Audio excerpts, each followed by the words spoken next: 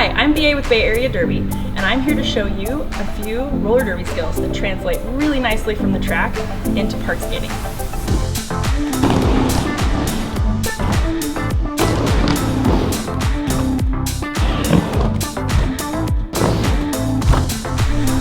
This is a beginner to intermediate trick, but because you do it so often in derby that you're transitioning forward to backward so many times, your body already knows how to do it. So all you have to do is take the skill that you already do and apply it to a trick on the ramp. As you're getting ready to get up to this trick, you want to ensure that you have enough speed to get out onto the deck, so you're going to pump in both transitions on your way up. As you're getting up to the coping, you want to ride the transition all the way up, take your shoulders,